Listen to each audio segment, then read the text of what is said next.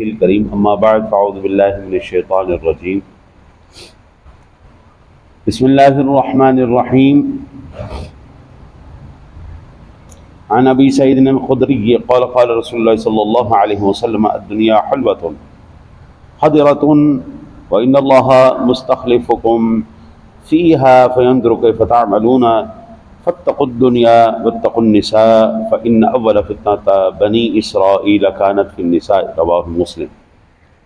حضرت امام مسلم علیہ رحمہ نے حضرت سیدنا ابو سعید خدری رضی اللہ تعالی عنہ سے روایت کی ہے۔ وہ فرماتے ہیں کہ رسول اللہ صلی اللہ علیہ وسلم نے ارشاد فرمایا کہ دنیا میٹھی اور ہری بھری ہے، اور یقیناً اللہ تعالیٰ تم کو اس میں دوسرے کے پیچھے مالک کرے گا،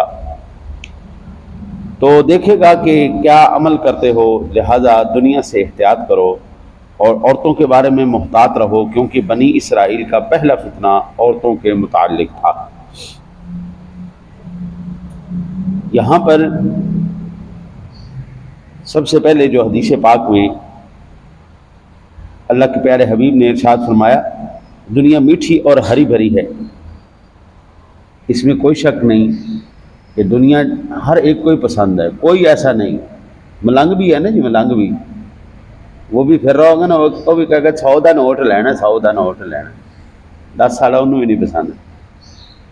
دنیا اتنی میٹھی اور ہری بھری ہے، ہر ایک کو یہ بات پسند ہے، اور آج تک میں نے یہ نہیں دیکھا کہ 100 سال تک کسی کی وراثت ایک بندے کے پاس رہی ہو اور آگے منتقل نہ ہوئی ہو۔ اولاد ہوتی ہے، کوئی اور رشتہ دار آتے ہیں، 100 سال بعد وہ وراثت جو ہے منتقل ہوتی جا رہی۔ آپ جہاں پر رہتے ہیں 100 سال پہلے کون تھا وہاں پر؟ کوئی اور تھا مالک، اس جگہ کوئی اور تھا، آج آپ مالک ہیں، 100 سال بعد کوئی اور ہو۔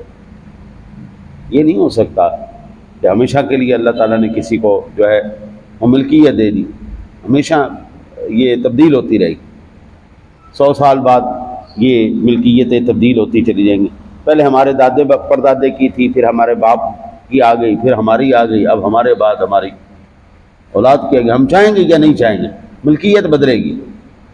اللہ وحدہ لا شریک اس کو ملکیت بدلتا رہے گا، پچھلوں کو پیچھے کرتا رہے گا، اگلوں کو آگے کرتا رہے گا، حتیٰ کہ یہ دنیا جو ہے ختم ہو جائے گی۔ پھر اس کے بعد آقا جی علیہ نبینا علیہ الصلوۃ والسلام نے ارشاد فرمایا کہ سب سے پہلا بنی اسرائیل کا جو فتنہ تھا وہ سب سے بڑا فتنہ اور پہلا فتنہ عورتوں کے متعلق۔ آج کل یہ موم بتی مافیا آنٹیاں حقوق انسانیت کے نام پر لنڈے کے انگریز بن کے، لنڈے کی انگریزنیاں بن کے یہ ہمارے معاشرے کے اندر باحیا خواتین کو جو برباد کر رہی ہیں، اور خود حیا ان کے نزدیک سے نہیں گزری، بے حیا، بد کلام، بد کردار آنٹیاں، وہ کہتی ہیں جی ہم آپ کی گھر کی خواتین کا جو ہے تحفظ کریں گے، ہمارے سارے مرد مر گئے، ہمارے مردوں میں کوئی غیرت نہیں رہی، کوئی حیا نہیں رہی، کوئی شرم نہیں رہی، ہم اپنی خواتین کا تحفظ نہیں کر سکتے۔ بڑے تعجب کی بات ہے، ہن باہروں کوئی بڈھی اٹھ کے آ کے سانوں کہے گی جناب تواڈے گھر دی اندر جڑی بیٹھی بڈھی ہے وہ غیر محفوظ ہے، اسی انہوں محفوظ کرانی ہے۔ واہ جی واہ، کیا بات!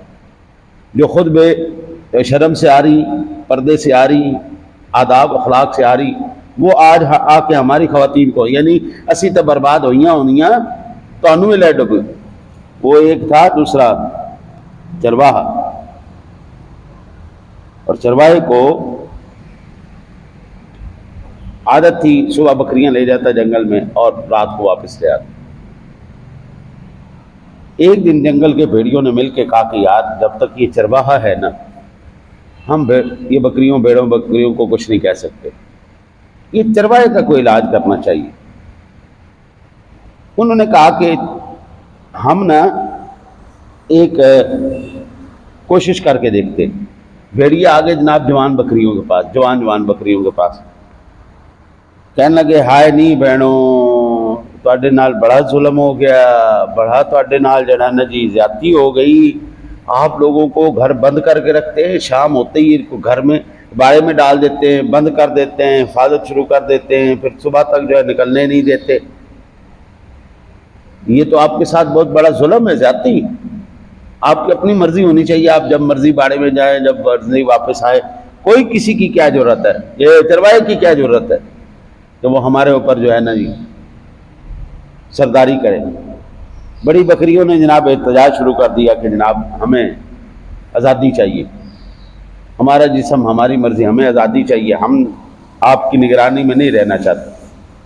بوڑھی بکریوں نے بڑا سمجھایا کہ شرم کرو، حیا کرو، یہ تمہاری جو ہے نا جی وفادار کوئی نہیں ہے، بھیڑیے نے یہ اس بات کے انتظار میں ہے تم باہر نکلو تو تمہاری عزتیں لوٹ لے، تمہیں کچا کھا جائیں، تو تم کس کے پیچھے لگ گئی ہو؟ بھیڑیوں کے پیچھے لگ گئی ہو؟ انہوں نے کہا نہیں، یہ میاں بھی جو ہے نا جی یہ بھی ہماری دشمن ہے، اور یہ چرواہا بھی ہمارا دشمن ہے۔